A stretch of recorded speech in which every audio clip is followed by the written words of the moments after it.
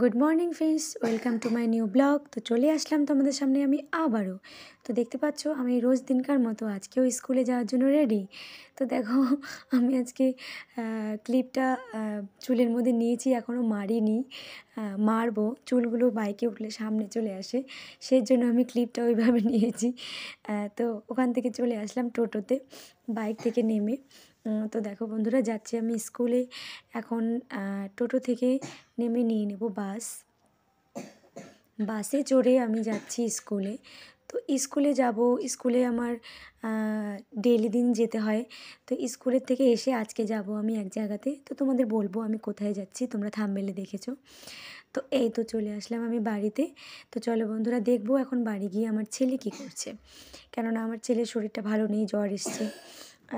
তো ওকে আমি দেখবো এখন ঘরে গিয়েও কী করছে। তো চলো তোমরা আমার সঙ্গে। তো স্কুল থেকে আসছি, আসে গেটের পাশে দেখাচ্ছি, এই তো আমার বাড়ি চলে আসলো। তো দেখো আমি চলে যাচ্ছি ঘরে। ঘরে গিয়ে এখন দেখবো ছেলে কী করছে। ছেলে হয়তো জানে না যে আমি এসেছি, আমি চুপ করে আসলাম, কোনো ডাকাডাকি করিনি। তো দেখো বন্ধুরা, এখন বাজে বিকেল 3:30।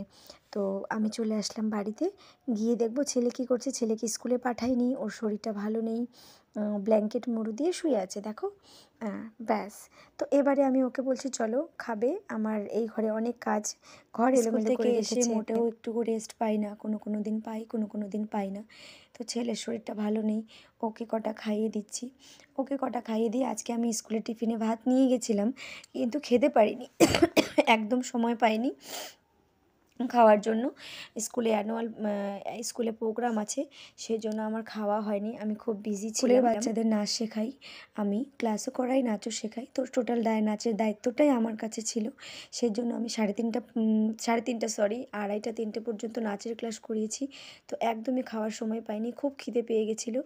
আজকে রান্না করেছিলাম মসুর ডাল, বাঁধাকপির ঘন্ট মাছের মাথা দিয়ে, এবং একইভাবে মাছের মাথা দিয়েই করেছিলাম চচ্চড়ি, আর শাশুড়ির মার জন্য নিরামিষ। তো দেখো বন্ধুরা, আমি টিফিন বক্স থেকে ভাতগুলো নিয়ে খাচ্ছি, কেননা ভাতগুলো নষ্ট হবে। আমি খেয়ে নিই, ভালোই ছিল, নষ্ট হয়নি যেহেতু ঠান্ডার দিন। তো দেখো বন্ধুরা, চলে যাব এবার ছেলেকে পড়ানোর জন্য। তো ছেলেকে টিউশনি পড়াতে আসবে, তো তার আগে আমার কাজগুলো কমপ্লিট করে দিতে হবে। আমি আবার যাব বন্ধুরা প্রোগ্রামে। তোমরা হয়তো জানো না, আমি একজন ছোটোখাটো শিল্পী। আমি গান করি, গান ভালোবাসি, বাউল গান করি, ফোক সং করি, লোকগীতি। তো আমাকে যেতে হবে প্রোগ্রামে, সেটা হচ্ছে আলিপুরদুয়ারের ওই সাইডে, কিন্তু আলিপুরদুয়ার ঠিক নয়, খগেন কী যেন জায়গাটার নাম আমি ঠিক বলতে পারছি না। তো যাব আমি সেখানে, সেই জন্য সব কাজ কমপ্লিট করে আমাকে তাড়াতাড়ি বেরোতে হবে। তো দেখো বন্ধুরা, এদিকে ছেলের পড়া প্রায় কমপ্লিট হয়ে গেল। তো আমার ঠান্ডা ঠান্ডা লাগছিল জন্য আমি ওর পড়া হয়ে গেছে, তাই ভিডিওটা আমি তোমাদের সঙ্গে শেয়ার করলাম যে দেখো ছেলের এখন পড়ানো কমপ্লিট। তো এখন আমি রেডি হতে পারি। তো আমার রেডি হওয়া কমপ্লিট হয়ে গেছে। দেখো বন্ধুরা, চলে আসলাম মারুতিতে। তো আমরা সবাই মিলে যাচ্ছি। এখানে কিছু কিছু আমাদের হ্যান্ডস দাদারা আছে, জায়গায় জায়গায় ওরা উঠছে আর কি, সবাই একসঙ্গে আমরা উঠিনি। তো এক একজনের বাড়ি এক এক জায়গায়, সবাই তো আর এক জায়গায় নয়। তার জন্য তো আমি যাচ্ছি হচ্ছে প্রোগ্রামে, তোমাদের সঙ্গে শেয়ার করলাম ভিডিওটা। বলেছিলাম যে আমি ছোটোখাটো একজন শিল্পী, আমাকে অনেকে প্রোগ্রামে ডাকে, ভালোবেসে ডাকে, তো আমি যাই। তো দেখো তাই এসছি। এবার গাড়িতে থেকে থেকে বোর লাগছিলো, তো আমরা এখানে একটু বেরিয়ে গেলাম। এখানে এক দাদা উঠবে বাইকটা রেখে, তো আমি বলছি যে দাদা আমি ব্লগের জন্য ভিডিও রেডি করছি। এই যে আমাদের বিমল দাদা, খুবই ভালো মানুষ, উনি হচ্ছে অর্গ্যান মাস্টার। তো খুবই ভালো, খুবই ভালো।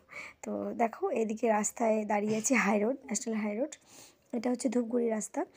তো এখানে দাঁড়িয়ে আমরা একটু মানে ওয়েট করছিলাম আমাদের প্যাড বাজা দাদার জন্য।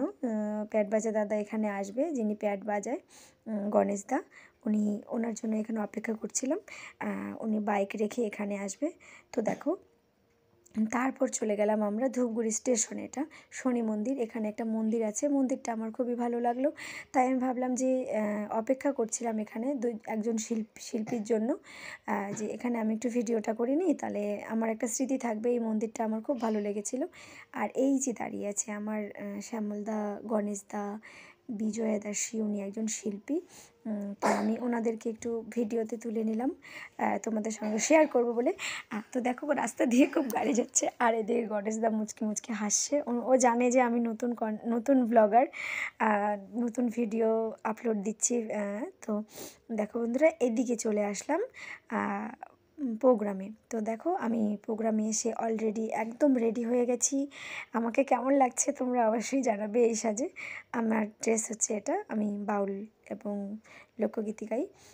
তো কেমন লাগছে অবশ্যই জানাবে, কেমন লাগলো ভিডিওটা অবশ্যই জানাবে। এটা হচ্ছে আমাদের যেখানে প্রোগ্রামে গেছি তার পাশে একটা বাড়ি। তো দেখো এখন প্রোগ্রামের জন্য রেডি হলাম, কিন্তু এই যে দেখো প্রোগ্রাম কিন্তু শেষ। এতক্ষণ আমি তোমাদের সঙ্গে ভিডিওটা শেয়ার করতে পারিনি, কেননা প্রোগ্রামে অনেক লোক ছিল, ওখানে ভিডিওটা করা আমার পক্ষে সম্ভব হয়নি।